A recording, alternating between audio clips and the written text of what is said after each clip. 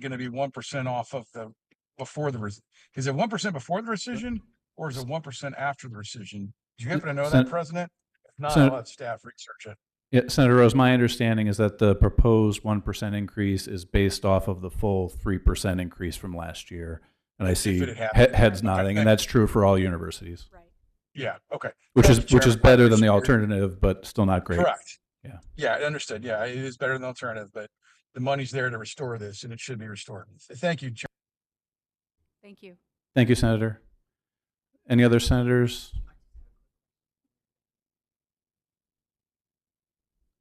Senator Turner? Thank you, Chairman. Thank you for being here today, folks. I just had one quick question, as about your veterans enrollment. So can you tell me when that started and you saw an uptick, and what is it now? Yeah, happy to share that.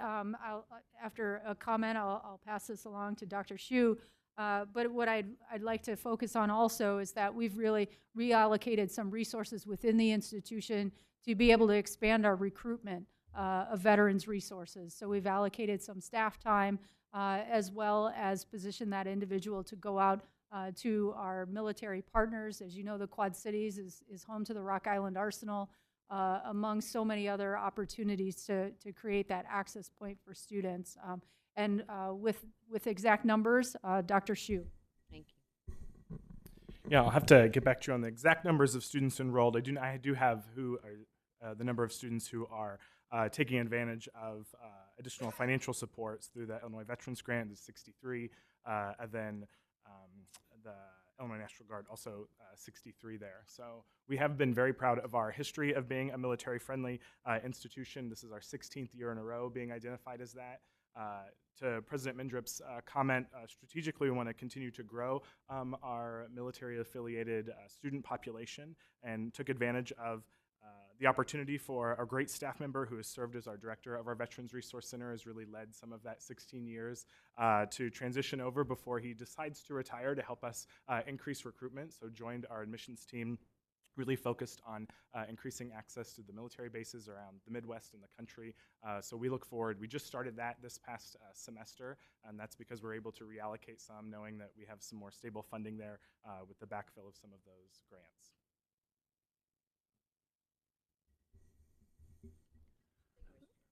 Thank you, Senator. Any other senators online seeking recognition? Hey, Chairman, I apologize. Can I ask one quick follow-up on deferred maintenance? Of course. I'm sure Western doesn't have any. Just kidding. Just kidding. I'm so sorry. President, did you get any of the deferred maintenance bucket, the secondary bucket that was out?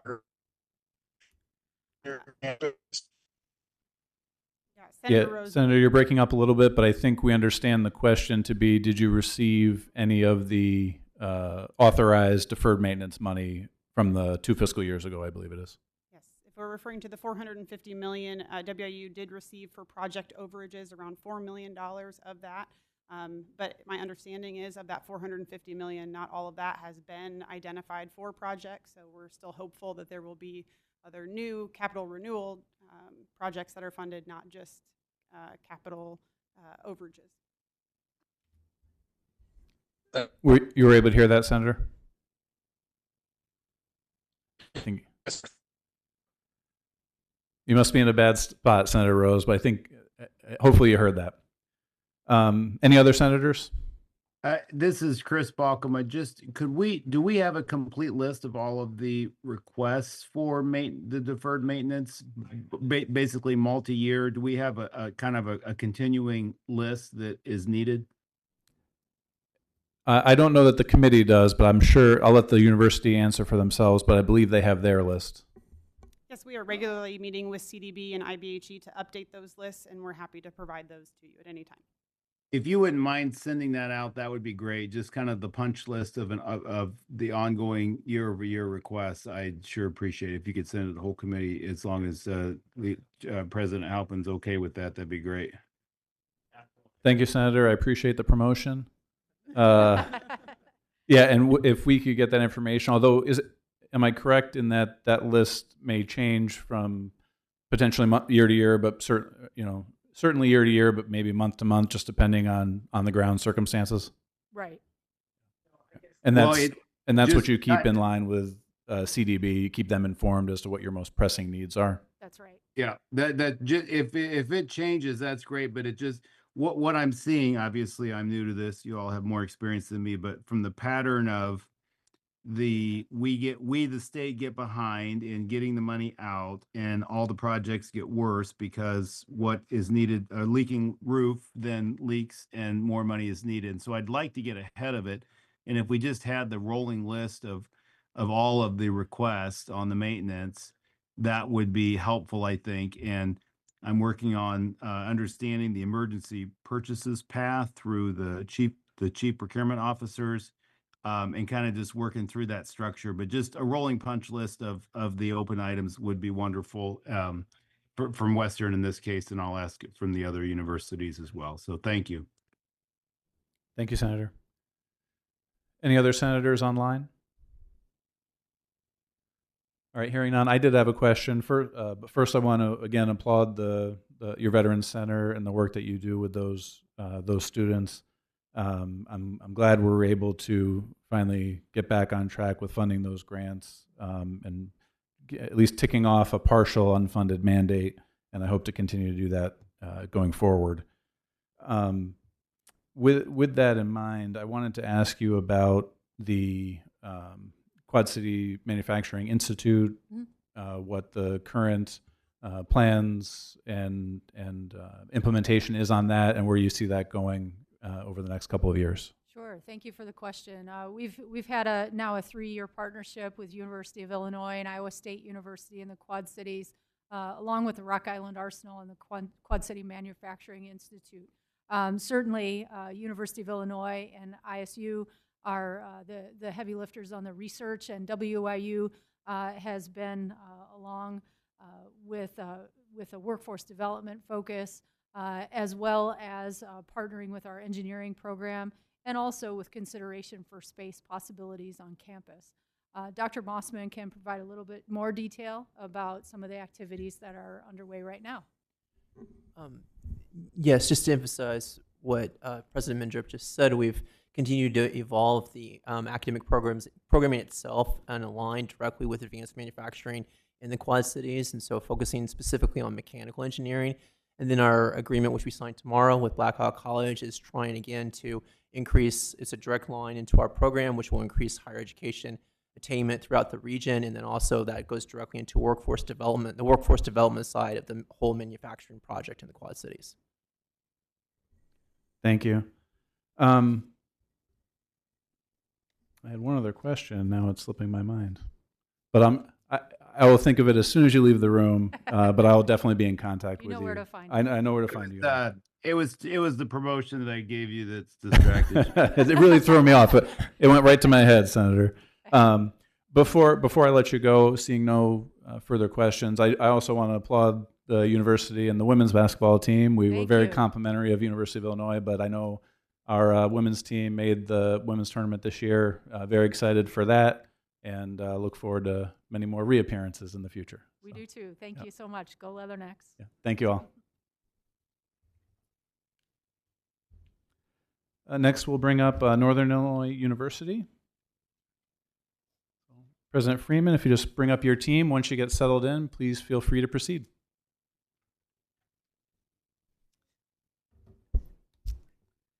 Thank you, Chair Halpin, and greetings to you, to Vice Chair Guzman, Minority Spokesman Balkema, and the members of the committee. We appreciate the opportunity to appear before you today. I'm Lisa Freeman. I'm the president of Northern Illinois University, and I have with me today Lori Ellis-Piper, our Executive Vice President Provost, and George Middlemiss, Vice President for Administration and Finance and Chief Financial Officer. We appreciate your continued partnership and support of our students and our mission. There is great energy on our campus. This past fall, NIU saw increased overall enrollment, and our fall's positive momentum carried into the spring semester, where we achieved our largest spring enrollment in 5 years. Enrollment gains were driven by significant growth in new freshmen and transfer students, along with strong re-enrollment among continuing students. Specifically, in fall 2025, we welcomed 2,435 new freshmen, an increase of 22% year over year, and 1,622 new transfer students, up 11%. Even more encouraging, our combined re-enrollment rate for freshmen, transfers, and continuing students is the highest in over 25 years of record keeping. In fact, over the past 4 years, NIU's overall first to second year retention rate for first-time full-time students has increased by 8%. And importantly, over this period, retention rates increased by 8% for first-generation students, 11% for Pell-eligible students, and 12% for students who identify as Black or African American. Our enrollment and student success outcomes demonstrate what can be achieved with intentional investment in enrollment management, academic and non-academic student support services, and technology. These results also reflect public confidence in NIU's value and impact, confidence that NIU students are connecting with what matters most: excellent academic programs with proven career outcomes, life-changing opportunities inside and outside the classroom, and a community where they feel they belong. Our talented faculty and staff make this possible through their commitment to teaching, mentoring, research, creative activity, and community engagement, and their work has earned NIU significant national recognition. In 2025, NIU was named one of 5 finalists nationwide for the Excellence in Student Success Award given by APLU, the Association of Public and Land-Grant Universities. We also earned a place on the Phi Theta Kappa Transfer Honor Roll for our strong support of community college transfer students, and we were recognized by UPSEA, the Online and Professional Education Association, for our efforts to advance the success of adult and non-traditional learners. Within the last month, NIU earned redesignation as a community-engaged institution by the Carnegie Foundation for the Advancement of Teaching and the American Council on Education, and also redesignation as an Innovation and Prosperity University by APLU. These recognitions affirm that NIU delivers results for students and for our state. For every dollar the state of Illinois invests in NIU, we generate approximately $12 in economic activity. That return includes workforce preparation, job creation, research impact, and regional economic development. NIU is a sound investment for Illinois taxpayers. We are focused on aligning academic excellence with workforce needs. We are strengthening partnerships with employers, expanding experiential learning opportunities, and ensuring that our graduates leave NIU not only with a degree, but also with skills and experiences that our Illinois economy demands. And we're doing this in ways that reflect our broader commitment to flexible course options, innovative program delivery, and meeting students where they are.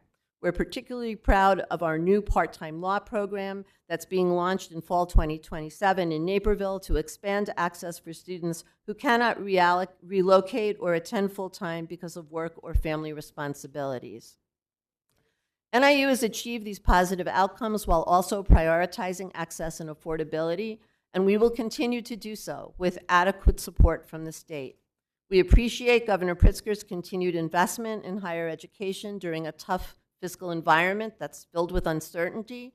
However, the fact that the proposed 1% increase in appropriation does not keep up with the rate of inflation creates a challenging budget environment for all Illinois public universities, particularly institutions like NIU that embrace and execute on their public mission by serving students who are first-generation, Pell-eligible, rural, and from other under-resourced school districts and underserved communities. The economic competitiveness of Illinois depends on our state's ability to attract, retain, and develop talent. We lose when Illinois students choose to pursue higher education out of state. We also lose when socioeconomic barriers prevent Illinois students from matching their talent with the opportunity for higher education at our public universities. For the past several years, the number of high school seniors enrolled across Illinois was about 150,000, and only about 20,000 of those students enrolled as freshmen in Illinois public colleges and universities the following fall. Many more of these students aspire to higher education and have the potential and ability to succeed. For example, in fall 2025 at NIU, there were more than 2,800 students who applied with an academic record that warranted admission and then chose not to enroll at NIU or any other institution of higher education. Working together, we have an opportunity to increase attainment, uplift communities, and strengthen the Illinois economy. And that's why NIU strongly supports adoption of the proposed higher education funding formula that addresses longstanding inequities in Illinois higher education funding system. The framework provides a more predictable, evidence-based approach to aligning state resources with institutional needs and student success priorities. We believe this model represents an important step towards long-term stability and fairness in public university funding. And to go to the comments of the previous testimony, we acknowledge the funding formula is imperfect, and we would certainly welcome an opportunity to collaborate with our sister institutions to advance adequate, equitable funding. NIU also supports ongoing efforts to modernize outdated statutory and regulatory requirements that create unnecessary administrative burden, complicate compliance, and divert resources from student success. Modernizing these requirements is a fiscally responsible strategy that will help institutions maintain stability and remain focused on our educational mission during a period of economic uncertainty. And we want to recognize the willingness of the Legislative Audit Commission and Senators Balkema and Rose to work with the public institutions in this context.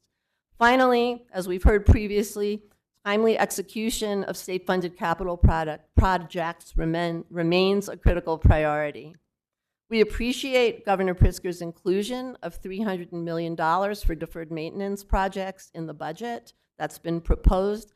Like our sister institutions, we have about $500 million in deferred maintenance on our campus. We hope for inclusion of these funds in the final budget. We also hope for timely release and clear allocation criteria. NIU has not received $34 million of its allocated $52.9 million of capital renewal funds from fiscal year 20, and this has caused the university to assume prolonged risks associated with aging infrastructure. Furthermore, since fiscal year 20, there have been repeated delays in the execution timeline for our new building projects, the Bossert-Bowell Health Technology Center and the Northern Illinois Center for Community Sustainability. As a result, these projects have been negatively impacted, experiencing diminished purchasing power, forced reductions in project scope, and increased long-term costs. And anticipating the question, we have received $12 million of the $450 million total that was allocated for project overages, but we've still been challenged to move forward despite the allocation of the funds. To avoid these outcomes, we urge consideration of a hybrid project delivery model that would authorize universities with demonstrated procurement and construction management capacity to execute appropriate capital and renewal projects directly. That would allow the Illinois Capital Development Board to focus on the most complex statewide undertaking. This approach, proposed in Senate Bill 2429, would accelerate project timelines, protect taxpayer investment, and ensure that capital dollars translate into timely improvements that enhance student safety, accessibility, and academic excellence. In closing, I want to summarize, NIU is on a strong trajectory. Enrollment and student success outcomes are trending positively. National recognition is increasing. Our return on investment for the state is clear. With your continued support, through adoption of a more equitable funding framework, through regulatory modernization, and through improved capital project execution, we can continue delivering the access, excellence, and economic mobility that Illinois families expect and deserve. Thank you for your time, your leadership, and your partnership in strengthening higher education across our state. Thank you, President Freeman. Are there questions from senators? Anyone virtually? So just same thing there. I've had the privilege of working with NIU a little bit more closely here. So what's the and I fully support getting the bill through that would allow universities to manage their own capital up to a certain point. But what I think our current situation is, we've got some emergency situations where we've got leaking roofs and we are stuck and not able to move forward. Do you want to just expand a bit on that, and then maybe just talk about, Madam President, the kind of the overall list and the punch list that I just talked to Western about? Sure. I'm going to allow our CFO to talk a little bit about specific deferred maintenance and capital renewal issues. But I just want to emphasize before I turn the microphone over that when I talk about the Bostert Bowell Health Technology Center, we're talking about a significant public-private construction partnership supported through a $77 million of state capital funding through Rebuild Illinois and a $40 million gift from a donor. The original project timeline anticipated 2.5 to 3 years for planning, design, and contract processing, followed by an estimated 2-year construction period. We have seen a delay that has brought us a pre-construction period twice as long as we were originally told. I don't know why, I can't tell you why, but I can tell you it's very hard for me to pick up the phone and talk to the donors about why nothing is happening on the project that they're supporting so broadly. George, I'm going to let you talk about the roofs that leak and everything else. Just before you do, so just emphasize that we've got a private family that's willing to give, you said $40 million? $40 million, the largest donation in NIU's history. And so we've got a $40 million donation that is largest in the history, and we're willing to, it's wonderful. You've accepted it, and the family's now saying, hey, correct me. I want to make sure this is correct. No, I think you've summarized that quite well, Senator Balkema. They gave us the donation in part because we had a project that we legitimately told them was close to shovel ready, and that has not been borne out. This is a donation that honors parents, and people would like to see it move forward, and we would like to show. We're in the middle of a $300 million campaign. We would like our donors to see that we can execute on the promise we make them when they hand us donations of that magnitude. So I think we, the General Assembly, need to make this a very high priority. It's crazy that we are not allowing a $40 million not that we're not allowing it, but the process is not moving fast enough to be able to accept the $40 million and put it to good use. It's embarrassing, I think, and not any direction on this or reflection on this committee that Chairman Halpin has all of us. But overall, we in Illinois are scrutinizing the universities as we should on efficiency.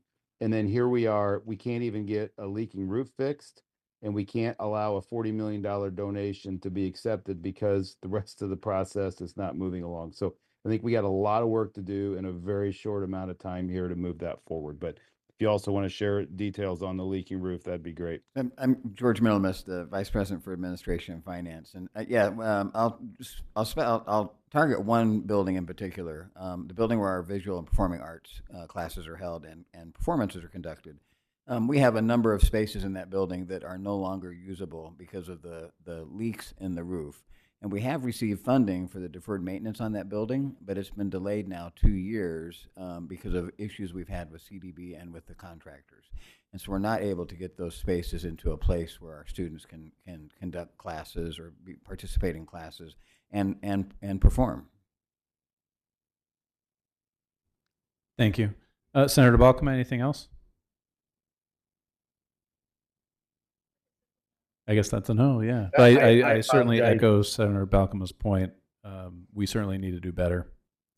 Yep. And I think, working through the chief procurement officers and the emergency path is the path I'm going down. So I'll be happy to keep people updated on that. But we've got to get better at this. We've got to get more efficient. So it's a challenge to all of us. Thank you, NIU, for sharing. And if you could just send out that same punch list that I'd asked Western for to the whole committee, that would be wonderful. Thank you. Thank you, Senator. Thank you, Senator. Senator Turner. Thank you, Mr. Chairman, and thank you for being here today. First of all, $40 million is amazing and is outrageous that you cannot use that.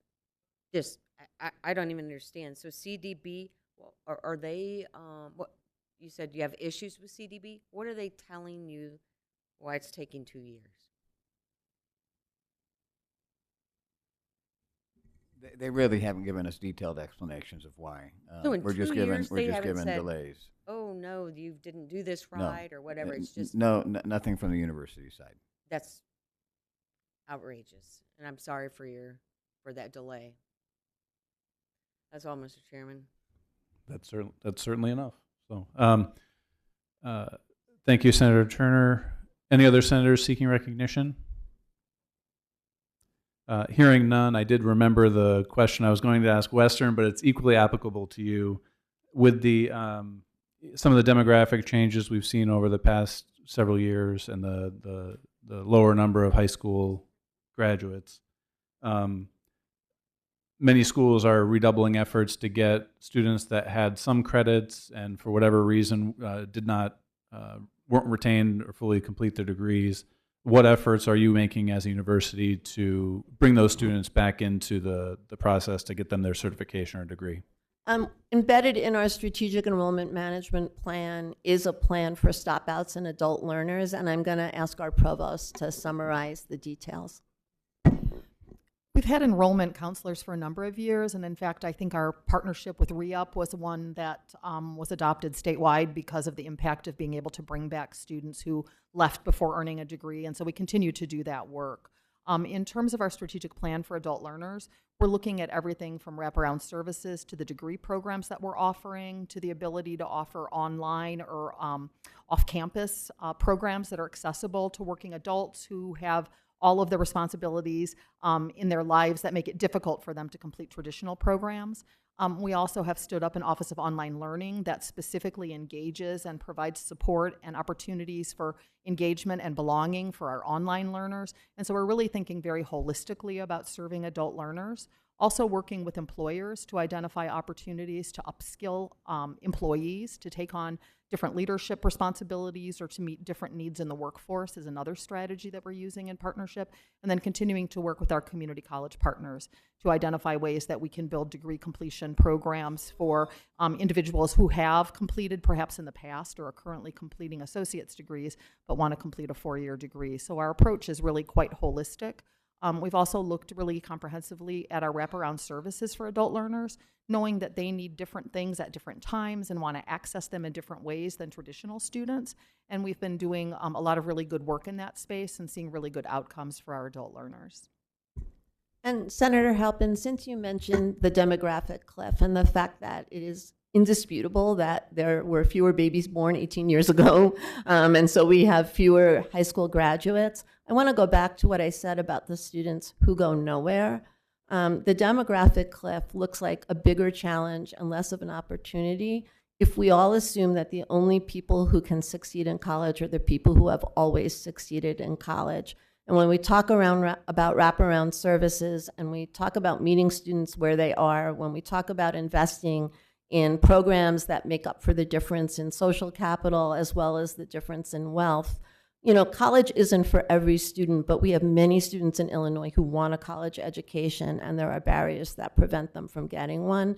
And I think that we should be looking at that opportunity because that will grow our Illinois economy. Thank you so much for that. And I don't see any other questions, so we'll let you go unless you have any sports teams that you want to give flowers to. Appreciate your time. Thank you.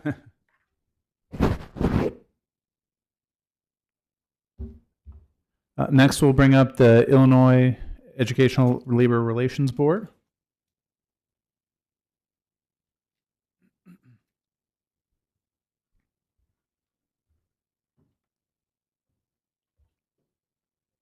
And Director Strazek, just proceed whenever you're ready.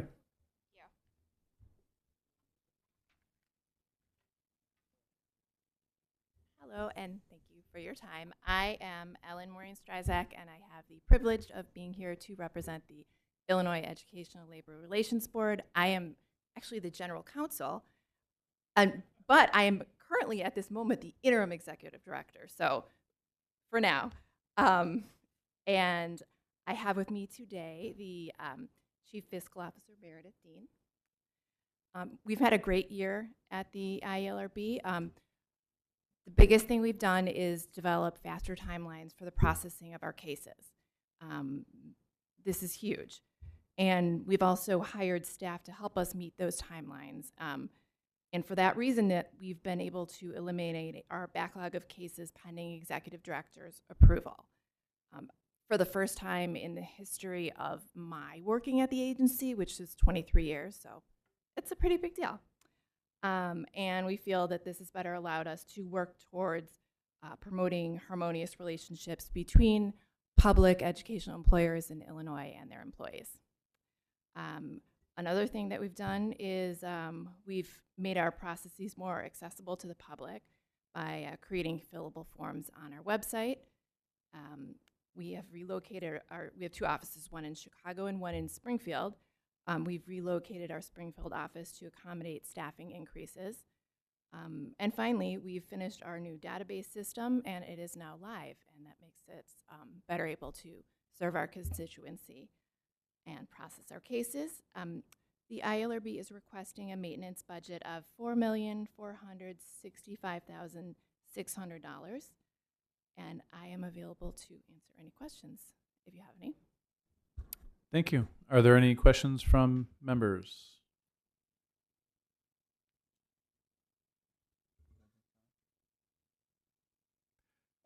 Hearing no other questions, and your funds are not GRF funds, correct? They're all other state funds. Okay. Well, I appreciate you waiting all this time. All right. Thank you for being here. Thank you so much.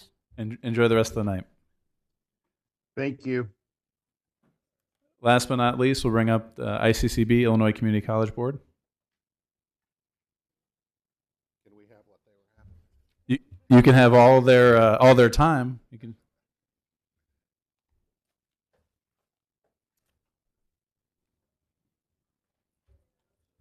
And Director Durham, please proceed whenever you're ready. All right. Well, good evening, Chair Halpin, Vice Chair Guzman, Minority Spokesperson Balkema, and members of the committee. I'm Brian Durham, Executive Director of the Community College Board, and I'm joined here at the table by Matt Berry, our Chief of Staff, Jennifer Franklin, who's our Chief Financial Officer, Marcus Brown, our Deputy Director for Academic Affairs, and Dr. Howard Spearman, who is President of Rock Valley College in Rockford, Illinois. And I want to start by thanking the Governor and the General Assembly for your continued support of Illinois community colleges. That investment directly impacts more than 550,000 students each year and has strengthened community colleges across the state. And I think it's important to point out that these investments stay in Illinois. Close to 98% of those who attend community colleges live and work in their home communities, and the community colleges serve half of the undergraduate students in Illinois across all sectors. Community colleges serve as the most accessible entry point into higher ed. 50% of our students are from minority backgrounds. Community colleges serve thousands of students with disabilities, English language learners, rural low-income students, working adults, veterans, and first-generation college students. And affordability remains one of our system's greatest strengths. Community college tuition and fees are about 70% lower than public universities in the state, and for students who qualify for Pell and MAP, community college can be basically tuition-free. We're also the state's largest workforce training provider, offering 4,000 CTE programs aligned with employer needs that lead to real outcomes. Our colleges support the full needs of students through tutoring, advising, mental health services, childcare, and food assistance. Those supports are often the difference between a student stopping out or completing a credential. Community college students are often one barrier away from not being able to be successful, and the community colleges deliver on that promise. And this is really just an overview of what the system delivers. Of course, there are many programs and initiatives like the Workforce Empowerment Initiative, Adult Education and Literacy, the Skilled Trades Initiatives, Mental Health, Early Action on Campus, et cetera, that positively impact tens of thousands of lives every day. But that's really the statewide perspective, and obviously that's important, but we also think it's important that you hear a little bit of the local community college perspective. So I'm going to turn it over to Dr. Spearman from Rock Valley College to provide a few comments as well. Thank you. Good evening, Chair, members of the committee. Thank you for the opportunity to speak today. I am Dr. Howard Spearman, President and CEO of Rock Valley College in Rockford. We are a comprehensive community college serving a diverse population of students, many of whom are first generation, working adults, and individuals balancing school with family and career responsibilities. Our district includes all of Winnebago and Boone counties and portions of Ogle, Stevenson, McHenry, and DeKalb. Our role is both simple and essential. We prepare students for careers that directly strengthen our regional and state workforce. That work depends on your continued investment in community colleges. Community colleges are the most direct and responsive pipeline into high-demand fields like healthcare and manufacturing. When you invest in us, you are investing in access, equity, and workforce readiness all at once. We are grateful for your continued support of community colleges and for the increased funding reflected in recent budgets. At the same time, we were disappointed to see that PATH funding was not included in the governor's proposed budget. Programs like PATH are not extras. They are essential to student success and to addressing Illinois' healthcare workforce shortage. Statewide PATH has delivered strong results, supporting thousands of students in entering and completing healthcare pathways and helping fill critical gaps in our workforce. At Rock Valley College, we've seen that impact in very real ways. PATH has allowed us to remove barriers that often prevent students from finishing. For example, items like covering the cost of licensure exams and helping with basic needs like food and transportation. It has strengthened academic support through tutoring and open lab access and allowed us to invest in updated equipment and simulation training to expand on valuable clinical hands-on experience for the students. We've also been able to expand programs like medical assisting to meet workforce demand. The results are clear: increased enrollment and completion across our healthcare programs, and in 2023, 100% pass rate on the NCLEX for our nursing graduates. In 2025, 5 of our programs resulted in 100% pass rates of the licensure exams. But beyond the numbers, this is about people. This is about our students. This is about student success. One of our students, Alana, balanced full-time work and raising her daughter while pursuing multiple credentials. After being waitlisted for nursing, she didn't give up. She pivoted into our medical assistant program with support from PATH. Today, she is working full-time at UW Health and preparing to reapply to nursing. That is exactly what this program is designed to do: create pathways, not dead ends. As you continue to look for innovative ways to meet workforce demands, we respectfully urge you to continue your strong support of community colleges and to restore funding for PATH so we can keep delivering these outcomes for our students, our employers, and our communities. Thank you for your time and your commitment to students of Illinois. And we did pass out a PowerPoint that we're not going to walk you down, but happy it's got details on our budget and happy to answer questions. Sounds great. Thank you so much. Any questions from senators? This is Chris. I just wanted to thank the team. They were very proactive in getting with us ahead of time. I'm very thankful for their organization, and they've got, I think, their budget well laid out.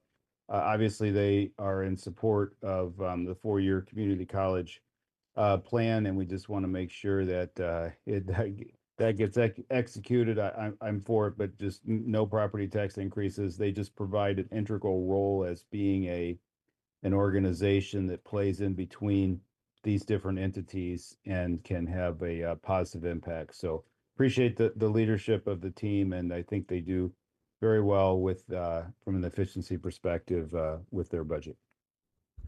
Thank you, Senator. Senator Turner. Thank you, Mr. Chairman. Thank you for being here today. Sorry we're taking so long. You can blame that on U of I. You just go ahead and do that. I just had a couple of questions. One was, you just were speaking on PATH, and it sounds like it was a really successful program. Why do you think it's not being funded? Any ideas? So the history of PATH is it was a post COVID era, a couple years after, to help revitalize the healthcare occupations. And essentially, from the governor's the governor's point of view, they made a commitment for, I think it was 3 to 4 years to put this in the budget. And then I think as they've looked for in a very austere, fiscal environment, we have had that program for those 3 to 4 years. And so I think that's probably the thinking. I think the challenge is that it has shown great outcomes, and it has been a program that has worked very well for the colleges. Yeah, and of course, we're still short with nurses, so that continues to be a problem. One other thing I wanted to ask was, I saw in your audit about cybersecurity programs. I represent the area that has Lincoln College, and one of the reasons that they gave for their closure had to do with a ransomware attack. And then I also saw that Lewis and Clark Community College had a ransomware attack. Can you tell me how, that sounds like it's we're not getting anywhere in helping your cybersecurity programs in some of these areas. How are we going to see it made better with the next audit? Yeah, so maybe Jennifer, if you can address the audit piece, and then Howard, maybe some of the things that happen on campus. Thank you. Thank you. So in our audit, we did have a couple of findings related to cybersecurity, but we did not experience a breach. There were no identified fraud or inappropriate use of funding related to our findings. These were more related to procedural problems, timeliness documentation, and we have since issued corrective actions for all of the findings in our audit. As far as the cybersecurity findings, and those were in relation to some testing that needed to be done with our server. And I'm sorry, I'm not an IT person, I'm an accountant, so I'm going to struggle through this the best I can. But some of that work has already been completed, and they are in the process of finalizing that. They have an anticipated completion date of June 30th, so being fully compliant with the corrective actions that were identified. And that's great. So was there a closure of some sort at Lewis and Clark? Is that right? Or? So I can't. I mean, and we can follow up with you on the details. I'm just curious. I mean, I saw that in our notes, but I didn't know that. Yeah. So it's probably best that we follow up with you to provide you with the details. But there wasn't any particular closure. Maybe they may have had to close for a day or two or something like that, but I don't know I'm not positive. In regard to cybersecurity? Yeah, I'm not. I probably need to follow up with you, so to make sure. I mean, we've had some challenges in the colleges, and they're doing a tremendous amount of work to protect. And this is a race. It's always a challenge. Always. Absolutely. Yeah. So, do you want to speak a little bit to what you guys do at Rock Valley? Are you comfortable to do that? We didn't bring our IT person with us. I don't know. We wouldn't have understood him anyway. Right. What I will say is that we are very strategic regarding cybersecurity. We work with our board. We make sure we have a policy in place. We make sure we have administrative procedures in place. And then we also make sure we have a crisis management plan, because no matter how prepared you are, there's always a potential, a risk that somebody could tap in. But we have to look at our gaps and determine where are they and what can we do about that. And we look at that on a regular basis. We have a team in place to assist us with this. And that's wonderful. And it sounds like you have a fantastic community college, and I appreciate that. But do all community colleges follow that stringent approach as you do?